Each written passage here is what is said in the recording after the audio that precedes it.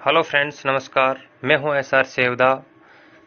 Geography and Rajasthan history YouTube channel पे आपका हार्दिक स्वागत है, अभिनंदन है।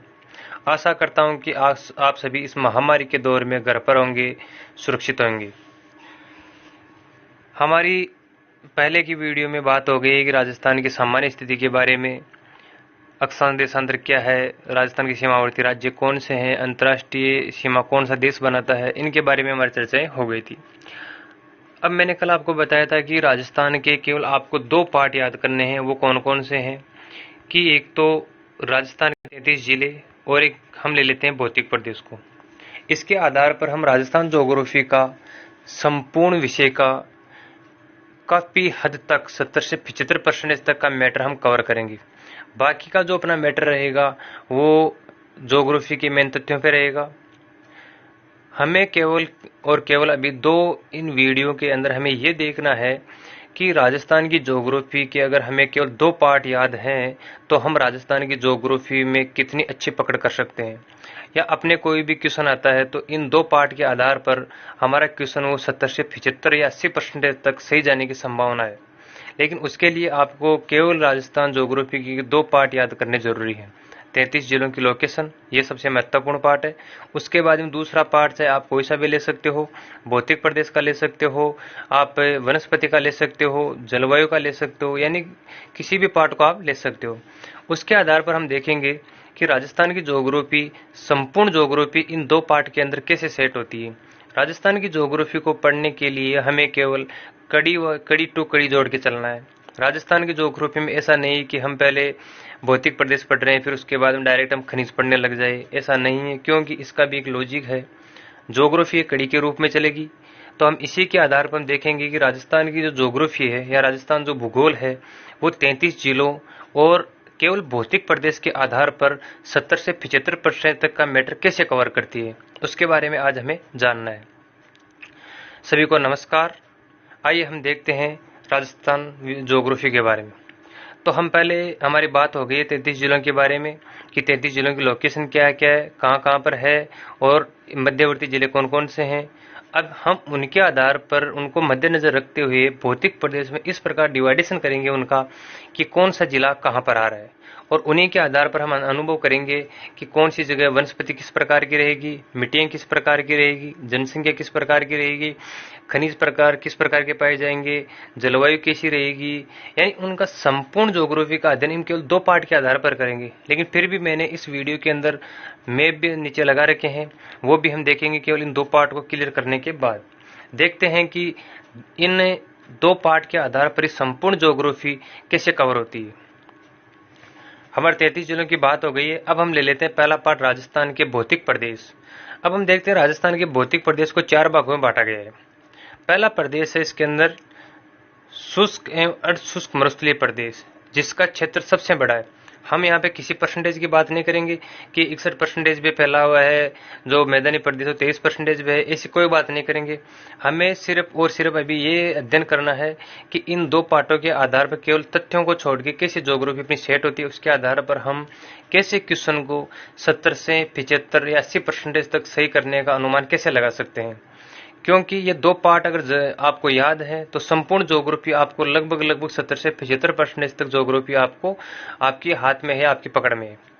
तो हम देखते हैं पहला प्रदेश सबसे बड़ा है शुष्क एवं अर्धशुष्क मरुस्थलीय प्रदेश। अब इसी के आधार पर हम देखते हैं कि इसे शुष्क एवं अर्धशुष्क मरुस्थलीय प्रदेश क्यों कहा जाता है। इसका रीजन क्या है? क्योंकि इनके नाम से ही पता चल रहा है, शुष्क है तो बरसात सबसे कम है। अब इसी के आधार पर देखिए हम कितनी बातों को इससे जोड़ के चलेंगे। शुष्क है, वर्षा कम है तो जलवायु किस प्रकार की रहेगी, जलवायु किस प्रकार की है तो वनस्पति किस प्रकार की पाई जाएगी, वनस्पति किस प्रकार की है तो यहाँ पे जो फसलें हैं वो किस प्रकार की बोई जाएगी, नदियां किस प्रकार की रहेगी, और हम आगे बात करते हैं तो यहाँ पे किस प्रकार के खनिज पाए जाएंगे और इसकी शुष्कता का कारण क्या है। इन सभी के बारे में, इस पार्ट के बारे में हमें अनुमान लगा लेंगे कि इस क्षेत्र के अंदर क्या क्या स्थिति रहेगी। हर चीज की, क्षेत्र चाहे आप फसलों की देख लीजिए, वनस्पति की देख लीजिए, वर्षा वितरण की देख लीजिए, खनिज की देख लीजिए। आइए हम बात करते हैं कि शुष्क एवं अर्धशुष्क मरुस्थलीय प्रदेश से क्यों कहा जाता है। क्योंकि पहली बात तो यह है कि यहाँ पे जो वर्षा है वो सबसे कम होती है, इसलिए इसका नाम दिया गया शुष्क। अब हमें पता है कि इसका नाम जो शुष्क दे दिया तो वर्षा का जो परसेंटेज है वो भी लगभग 50 के अंदर रहेगा। दूसरी बात हम ये करते हैं, वनस्पति किस प्रकार की पाई जाएगी, तो शुष्क वनस्पति पाई जाएगी, मोटे छाल वाली पाई जाएगी, जिसकी जड़ें गहरी होगी, और कांटेदार वनस्पति पाई जाएगी। दूसरी बात करते हैं हम फसलों की, तो फसलें किस प्रकार की बोई जाएगी, यहाँ पे फसलें वो बोई जाएगी जहाँ पे पानी की उनको कम आवश्यकता होती है, कम पानी के अंदर उनकी पैदावार अच्छी होती है, वो फसलें यहाँ पर बोई जाएगी। दूसरी बात कर लेते हैं यहाँ पे जनसंख्या की, तो जनसंख्या यहाँ पर और क्षेत्रों के मुकाबले कम पाई जाएगी, क्योंकि जनसंख्या वहीं पर रहना निवास करती है जहां पर उनकी सुख सुविधाओं की पूर्ति अच्छे से हो जाए। यहाँ पे मरुस्थलीय क्षेत्र होने के कारण वर्षा कम होती है, तापमान अधिक रहता है, और आसपास में जो सड़क मार्ग है, रेल मार्ग है, उनकी सुविधा भी यहाँ पे कम मिल पाएगी, क्योंकि आंधियां चलती है, मरुस्थलीय टीले हैं, तो रोड वगैरह सब बंद हो जाती है। कई बार ऐसी स्थिति आती है कि वहाँ पे प्रशासन द्वारा इनको हटवाया जाता है। तो हमने अभी इसके अंदर देखा है कि राजस्थान की वनस्पति भी कम पाई जाएगी, वनस्पति कम होने से कृषि कम होगी, कृषि कम होने से पेड़ पौधे, वर्षा कम होने से पेड़ पौधे कम होंगी, जनसंख्या न्यूनतम पाई जाएगी। ये सब जो डिपेंड है वो किस पे करेगा, शुष्कता के कारण करेगा।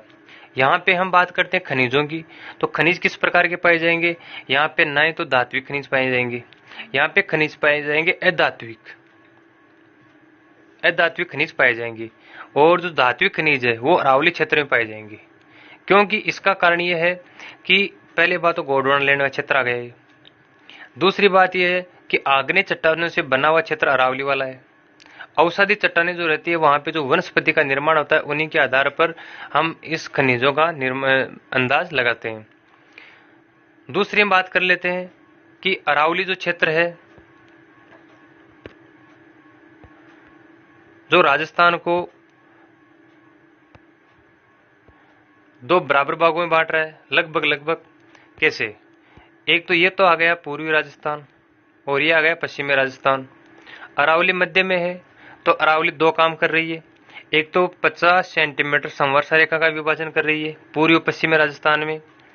दूसरा ये कर रही है कि जो अरावली क्षेत्र है वह है मानसून के समानांतर होने के कारण जो मानसून आता है वो अरावली पर्वतमालाओं से बिना टकराए उत्तर की ओर निकल जाता है, तो इसमें उसका कोई रोल नहीं है। अगर अरावली पर्वतमाला पूर्व से पश्चिम की तरफ होती तो राजस्थान के अंदर वर्षा अच्छी होती। दूसरा रीजन यह है कि अरावली पर्वतमाला के पश्चिम में तो शुष्कता है, लेकिन पूर्व के अंदर मैदानी भाग आ जाते हैं और वर्षा भी अच्छी हो जाती है। तो इसका निर्धारण ये करती है कि अरावली पर्वतमाला राजस्थान को दो प्रदेशों में विभक्त कर दिए, शुष्क प्रदेश और आर्द्र प्रदेश। आर्द्र प्रदेश की हम बात करते हैं तो मैदानी प्रदेश के अंदर वर्षा उतनी ज्यादा नहीं होती, लेकिन नदियां होने के कारण लगभग यहाँ पे सिंचाई वगैरह हो जाती है। तो इसी प्रकार हम बता सकते हैं कि यहाँ पर जनसंख्या का क्षेत्र भी ज्यादा रहेगा या बसावट भी जनसंख्या की ज्यादा रहेगी। दूसरी हम बात करते हैं आगे, जो अरावली पर्वतमाला है इसमें जो धात्विक खनिज है वो सबसे ज्यादा मिलेंगे, क्योंकि धात्विक खनिज वहीं पर मिलते हैं जहां पे कोई पर्वत हो, पहाड़ी हो, वहां पर धात्विक खनिज ज्यादा मिलते हैं। अधात्विक खनिज और भी मिल सकते हैं, बाकी जगह भी मिल सकते हैं, लेकिन धात्विक खनिज अधिकतर लगभग 85 से 90% तक उन्हीं क्षेत्रों में मिलेंगे। दूसरी बात कर लेते हैं हम मैदानी क्षेत्र की। अब मैदानी क्षेत्र में क्या है कि मैदानी क्षेत्र से क्यों कहा गया है, यहाँ पे जनसंख्या का बसाव ज्यादा क्यों है, इसका रीजन क्या है कि यहाँ पे जो नदियां हैं वो सदावाहिनी नदियां हैं। चंबल नदी जो आती है, जो चित्तौड़गढ़ को पास करके कोटा से होते हुए फिर अपने धौलपुर से जाती है, फिर यूपी में चली जाती है, तो सदाबहार नदियां हैं और नदियों का जाल अधिकतर होने के कारण यहाँ पे अगर वर्षा की कमी भी हो तो नदियों द्वारा वहाँ की सिंचाई कर ली जाती है, और सिंचाई करने से जो यहाँ पे नदियों में जो बाढ़ आती है, उनकी जो बाढ़ आने से जो उपजाऊ मिट्टी है उनका फैलाव कर दिया जाता है, जिससे उपज अच्छी हो जाती है। इसी कारण इस मैदानी प्रदेश में जनसंख्या का क्षेत्र भी आपको सबसे ज्यादा मिलेगा, क्योंकि जनसंख्या वहीं पर बसना निवास करती है जहां पर उनकी सुख सुविधाओं की पूर्ति होती है। मैदानी क्षेत्र होने के कारण कृषि अच्छी होती है, किसी प्रकार की अदुविधा बहुत कम संभावना रहती है होने की, मैदानी प्रदेश होने के कारण पहली बात तो कृषि अगर उपज अच्छी हो रही है तो जनसंख्या का बसाव जाहिर सी बात है ज्यादा मिलेगा। यहाँ पे इन क्षेत्रों में, मैदानी क्षेत्रों हम कह सकते हैं जहां पर पशु जनसंख्या वो कम मिलेगी। इसका रीजन क्या है कि पशु जनसंख्या या पशु को चराने के लिए खुली जगह चाहिए, तो जहां पे कृषि अधिकतर हो रही है वहां पे खुली जगह नहीं होने के कारण पशु संपदा कम रहेगी। इसी प्रकार हम देखते हैं कि शुष्क क्षेत्रों के अंदर भेड़ बकरियां गाय वगैरह ये अधिकतर मात्रा में मिलेगी, बल्कि मैदानी क्षेत्र के मुकाबले। हम आगे बात कर लेते हैं कि हाड़ौती क्षेत्र क्यों प्रसिद्ध है। हाड़ौती क्षेत्र इसलिए प्रसिद्ध है कि एमपी से जुड़ा हुआ है।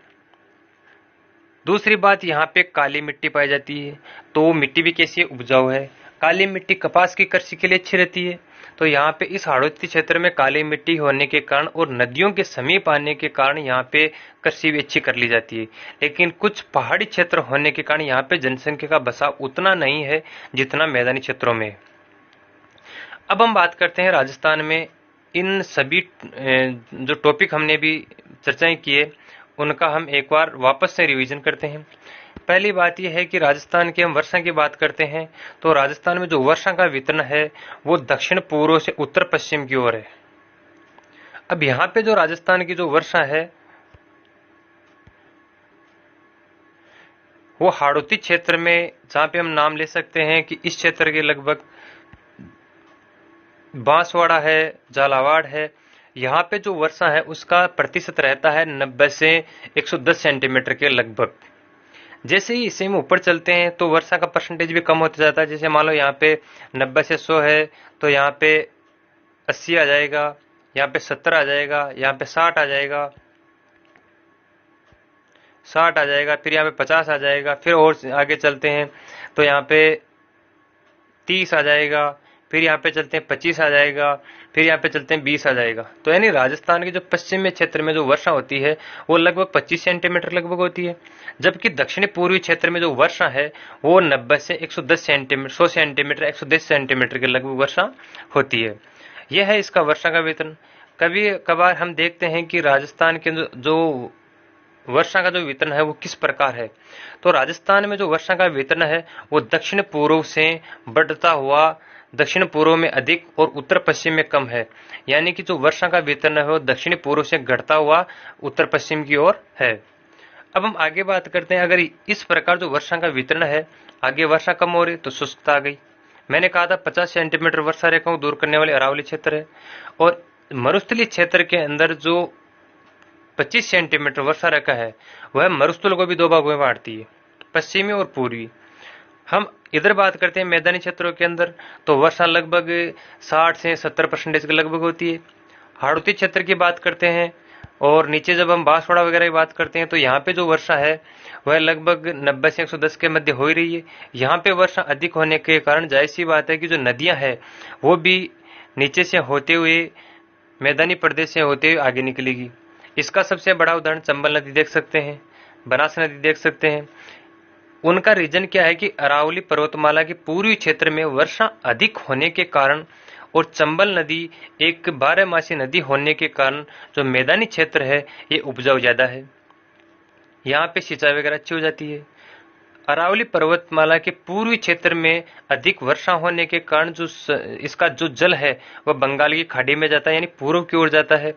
अरावली पर्वतमाला के पश्चिम की ओर वर्षा कम होने के कारण यहाँ का जो जल है वो 12मासी नदियां नहीं है।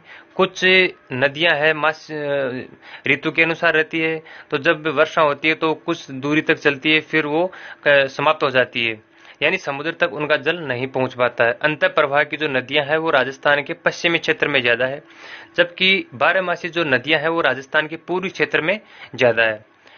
इसी के आधार पर हम देखते हैं कि जो वनस्पति है वो सदाबहार जो वनस्पति वहीं पर रहेगी जहां पे वर्षा ज्यादा होती है, जहां पर उनकी जो जल की पूर्ति वो बराबर हो रही है। हम करते हैं पश्चिम क्षेत्र की बात, तो यहाँ पर जो वर्षा है वो कम होने के कारण जो वनस्पति है वो भी शुष्क प्रकार की पाई जाएगी, शुष्क या अर्धशुष्क प्रकार की वनस्पति पाई जाएगी, और जो पूर्वी क्षेत्र है यहाँ पर सदाबहार वनस्पति पाई जाएगी। इसका डिवाइडेशन हम आगे मैप में देखेंगे। दूसरी बात करते हैं फसलों की, तो इसमें हम देखते हैं गन्ना वगैरह है और भी गेहूं वगैरह है, इनकी कृषि वहीं पर ज्यादा होती है जहां पर इनकी जल की सुविधा अधिक रहती है। जो शुष्कता में जो फसलें हैं वो बोई जाती है, वो मरुस्थलीय क्षेत्र में जैसे बाजरा है, मूंग है, मोट है, गंवार है, इनकी जो कृषि है वो कहाँ की जाएगी? पश्चिमी क्षेत्र के अंदर। हमें सिर्फ अगर क्वेश्चन आता है तो हमें ये अंदाज देखना है पहले, सबसे पहले कि जो ये फसल है वो अधिक वर्षा वाली है या कम वर्षा वाली है। अधिक वर्षा वाली है या उससे अधिक जल वाली है तो उसके लिए जो क्षेत्र है वो पूर्वी क्षेत्र आएगा। कम वर्षा वाली है तो पश्चिमी क्षेत्र में आएगी। जैसे मान लो कि बाजरे की बात करते हैं, किस क्षेत्र में सर्वाधिक बोया जाता है? उत्पादन की बात नहीं कर रहे, किस क्षेत्र में सर्वाधिक बोया जाता है? गंवार की बात करते हैं, मूंगफली की बात करते हैं। यानी अधिकतर जो शुष्क वाली फसलें हैं वो कहाँ पे बोई जाएगी? मरुस्थलीय क्षेत्रों में। जहां पे अधिक जल की आवश्यकता है जिन फसलों को, वो बोई जाएगी मैदानी क्षेत्रों के अंदर। अब बात का हमारी वनस्पति की हो गई और हमारी बात होगी किसकी? फसलों की। अब हम देखते हैं जनसंख्या। तो जनसंख्या की वही बात है कि जहां पे सुख सुविधाएं अच्छी मिलेगी वहां पे जनसंख्या सर्वाधिक मिलेगी। अब हम देखते हैं जयपुर है, सीकर है, झुंझुनू है, झुंझुनू फिर भी थोड़ी कम है, जयपुर है, सीकर है और यहाँ पे अलवर है, इनमें जनसंख्या सर्वाधिक ज्यादा है इस क्षेत्र के अंदर।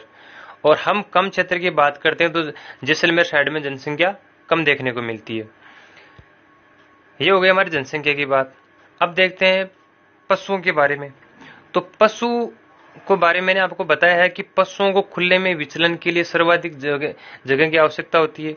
तो मैदानी क्षेत्र होने के कारण यहाँ पे कृषि अधिक की जाती है तो खुली जगह नहीं मिल पाती है। भेड़ बकरियों को खुले में चराया जाता है, एक जगह रख के नहीं चराया जा सकता उनको। दूसरी बात करते हैं मरुस्थलीय क्षेत्र में। मरुस्थलीय क्षेत्र में जगह अधिक होने के कारण पशुओं को पूरे दिन भर खुला चराया जा सकता है। तो यहाँ पे पशु घनत्व है वो सर्वाधिक मिलेगा मरुस्थलीय क्षेत्र में। मैदानी क्षेत्रों में कम मिलेगा, अरावली क्षेत्र में कम मिलेगा और हाड़ौती क्षेत्र में कम मिलेगा। अब हमारी बात हो गई वनस्पति की, फसलों की, और एक बात हो गई हमारी जनसंख्या की, और एक पशुओं की गणना के बारे में। पशु घनत्व कहाँ पे सर्वाधिक है और कहाँ पे कम है। अब हम बात करें धात्विक खनिजों के बारे में। तो धात्विक खनिज वहीं पर सर्वाधिक मिलेंगे जहां पे अरावली पर्वतमाला का जो क्षेत्र है। इसके बाद में जैसे हम बात करते हैं मुल्तानी मिट्टी की, तो मुल्तानी मिट्टी अरावली क्षेत्र में नहीं पाई जाएगी।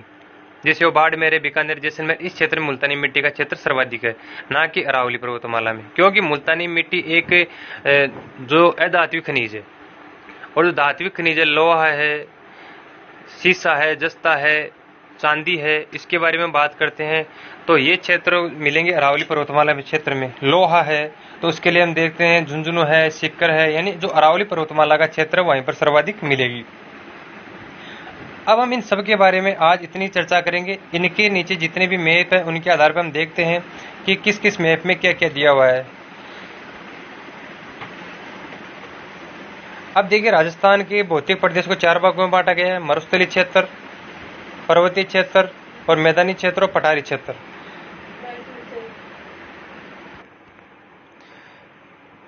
अब हमने देख लिए भौतिक प्रदेश। अगली बात हमारी रहेगी राजस्थान की जो भौतिक स्वरूप है वो देख लेते हैं एक बार फिर से। पश्चिमी जो क्षेत्र है इसमें बालू मुक्त प्रदेश, रेतीला शुष्क प्रदेश, फिर हम आते हैं अर्ध शुष्क प्रदेश। यानी कि जो अर्ध शुष्क प्रदेश है वो यहाँ पे 25 सेंटीमीटर वर्षा रेखा निर्धारण करती है। मैंने कहा था कि जो 25 सेंटीमीटर वर्षा रेखा है वो राजस्थान को, जो मरुस्थलीय क्षेत्र है, उसको भी 2 भागों में विभक्त करेगी। अब रेतीला शुष्क प्रदेश के अंदर 25 सेंटीमीटर से कम वर्षा होती है, जबकि अर्ध शुष्क जो प्रदेश है जिसके अंदर देखो क्या क्या आता है उसकी चर्चा करते हैं एक बार। राजस्थान बांगड़ शेखावटी प्रदेश पहला। दूसरी बात करते हैं नागौर उच्च भूमि। तीसरी करते हैं लूनी बेसिन। यानी ये क्षेत्र किस में आ जाते हैं? अर्ध शुष्क प्रदेश, यानी पूर्णतः शुष्क नहीं है। यहाँ पे एक और दे रखा है कि बालू मुक्त प्रदेश, यानी कि ये पठारी क्षेत्र, यहाँ पे बालू की जो टीले हैं वो कम देखने को मिलते हैं।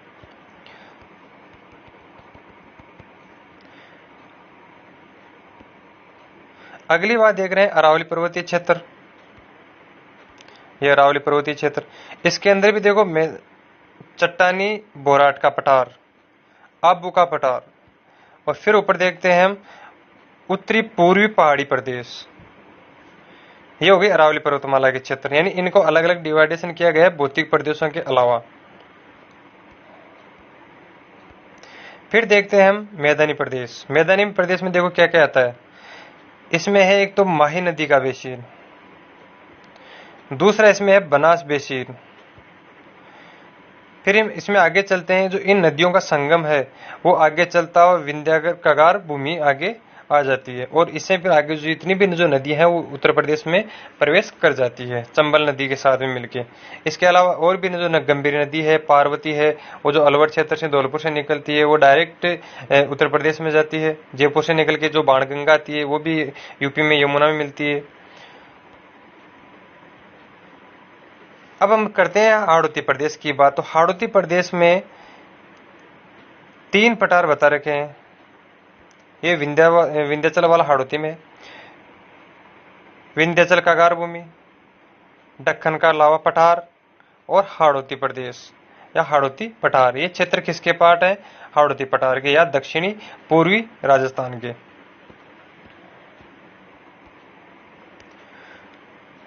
दूसरा मैप हम देखते हैं राजस्थान की मिट्टियां। जो मिट्टियां है वो किस पे डिपेंड करेगी? भौतिक प्रदेश पर। कैसे करेगी? कि जो ये मरुस्थलीय क्षेत्र है यहाँ पे बलुई मिट्टी पाई जाएगी। हम देखते हैं पहले काली मिट्टी। जो काली मिट्टी का क्षेत्र कौन सा है? तो काली मिट्टी का क्षेत्र आपको पता होना चाहिए कि संपूर्ण तो हाड़ौती मैंने बताया था भी काली मिट्टी का क्षेत्र रहेगा। यहाँ पे मिश्रित लाल काली मिट्टी मिलेगी इस क्षेत्र में हमारे को, लेकिन जो काली मिट्टी है उसका क्षेत्र थोड़ा ज्यादा रहेगा। तो काली मिट्टी, फिर इधर से आगे चलते हैं तो यहाँ पे लाल काली मिलेगी। दूसरी बात करते हैं कच्छारी मिट्टी की। जो कच्छारी मिट्टी है वो कहाँ पर पाई जाती है? जहाँ पे नदियों का सर्वाधिक नवीनतम मिट्टी उनके द्वारा बिछाई जाती है, जिसे हम खादर कहते हैं। जो मिट्टी जहाँ जहाँ बिछाई जाएगी वो मिट्टी का क्षेत्र कौन सा रहेगा? कच्छारी मिट्टी का रहेगा। आगे देखते हैं जो घग्गर नदी है वो क्षेत्र, और चंबल और बनास का जितना भी क्षेत्र वो किस मिट्टी का रहेगा? कच्छारी मिट्टी का या दोमट मिट्टी का रहेगा। तीसरी मिट्टी की बात करते हैं लाल और पीली मिट्टी। लाल और पीली मिट्टी पाई जाती है अरावली पर्वतमाला के पास में। तो ये देखिए लाल और पीली मिट्टी की हम बात करते हैं तो अरावली पर्वतमाला का जितना भी क्षेत्र इसमें लाल और पीली मिट्टी पाई जाती है। कुछ क्षेत्र यहाँ पे करौली और सवाईमाधोपुर में पाई जाती है।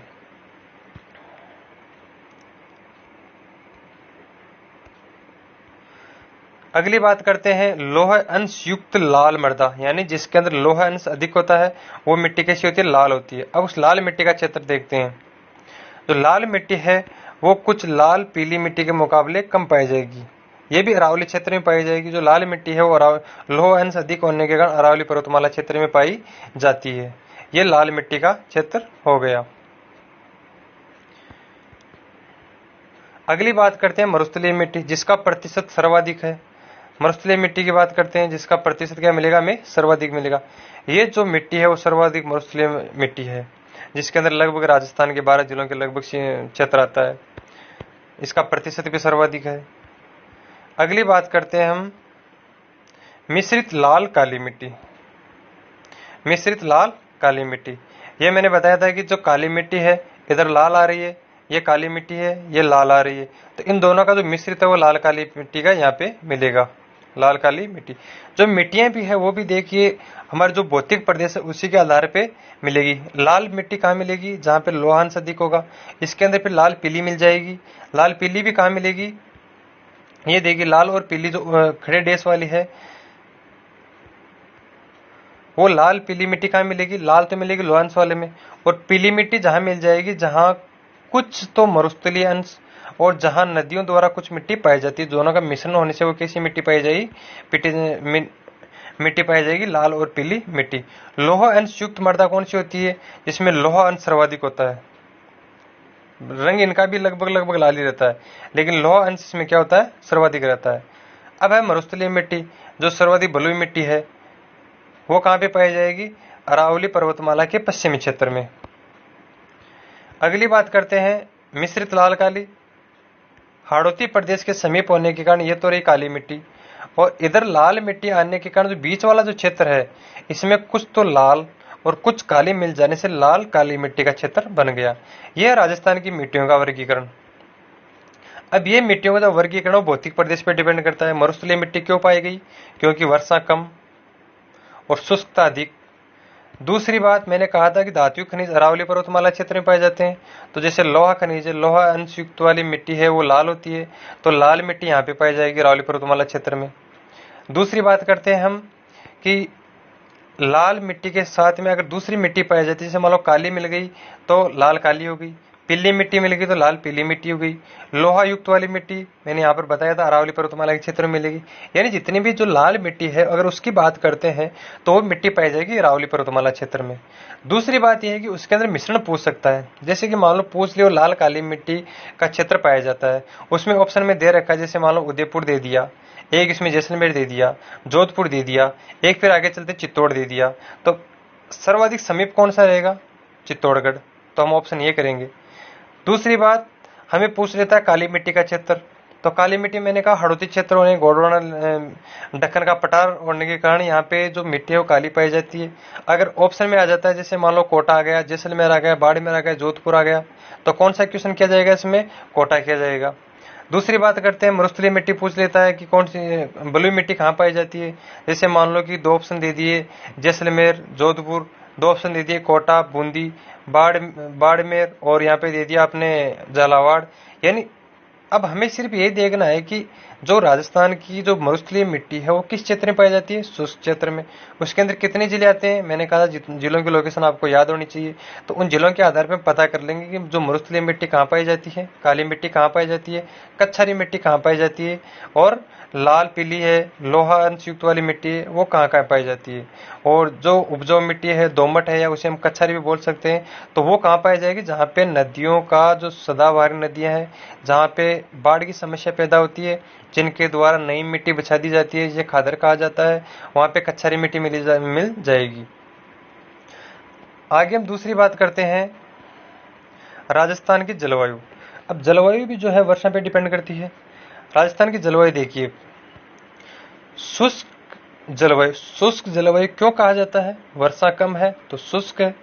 उसके बाद में अर्धशुष्क जलवायु, अब ये देख लीजिए, ये तो है शुष्क जलवायु। क्यों? वर्षा कम इसलिए शुष्क। यहाँ पे 25 सेंटीमीटर वर्षा का निर्धारण करती है, तो यहाँ पे कौन सी आ गई? अर्धशुष्क। हम और आगे चलते हैं तो नीचे देखते हैं, तीसरा पूछ रहा है आर्द्र जलवायु।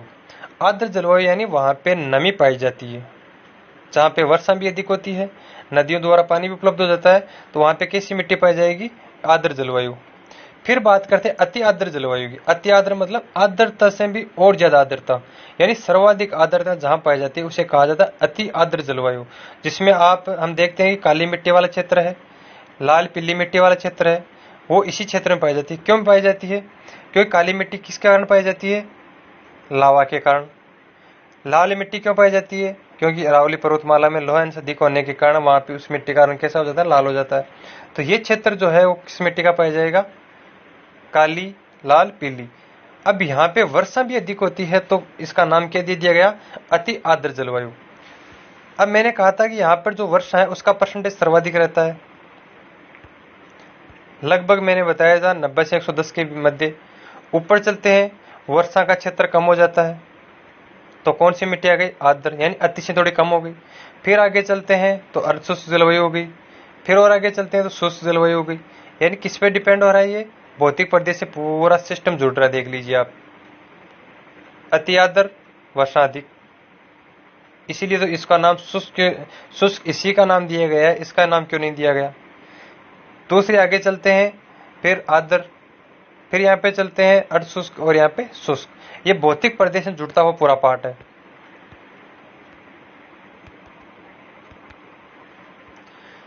फिर आगे चलते हैं, राजस्थान के वर्षा का वितरण, जो अभी हमने पहले देख भी लिया है, फिर और देखते हैं। ये देखिए, वर्षा का वितरण 90 सेंटीमीटर से अधिक। फिर देखिए, ये 80 सेंटीमीटर, ये 70, ये 60, 50, 40, 30, और फिर और हम ऊपर चलते हैं तो देखते हैं ये 20 सेंटीमीटर और ये 10 सेंटीमीटर। अब ये हो गया वर्षा का वितरण। ये वर्षा का वितरण ये भौतिक प्रदेश के ऊपर निर्भर है। कैसे है? वर्षा अधिक,